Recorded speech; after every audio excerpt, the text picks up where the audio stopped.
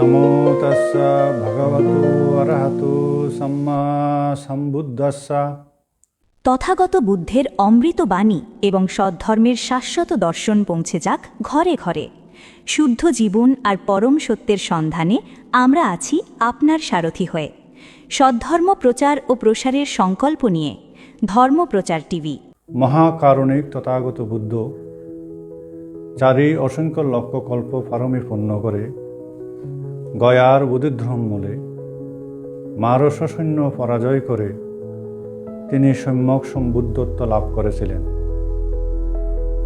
সম্যক সম্বুদ্ধত্ব লাভ করে তিনি চিন্তা করলেন, আমি যেই ধর্ম আয়ত্ত করেছি এই ধর্ম সাধারণ মানুষের বোধগম্য নয়।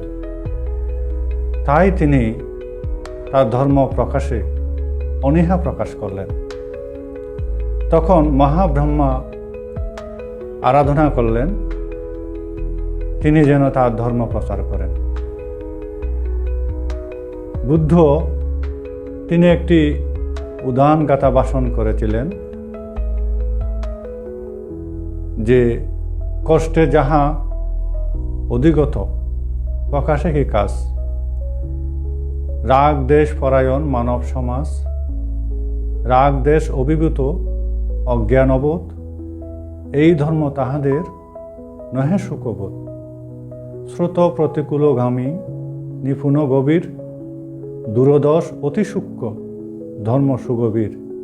কেমনে দেখিবে তাহা রাগাসক্তজন, তমস্কন্ধে অন্ধকারে আবৃত নয়ন। পৃথিবীতে অনেক ধর্ম আমরা দেখতে পাই,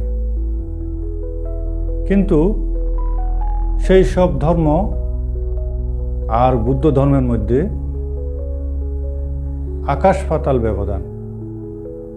কারণ বুদ্ধ ধর্ম হচ্ছে দুঃখ মুক্তির ধর্ম। বুদ্ধ ধর্মচক্র প্রবর্তন সূত্রের মধ্যে বলেছেন, ইতিপূর্বে অপর কেউ মনুষ্য, দেবতা, ব্রহ্মা এই ধর্ম প্রকাশ করতে পারে নাই।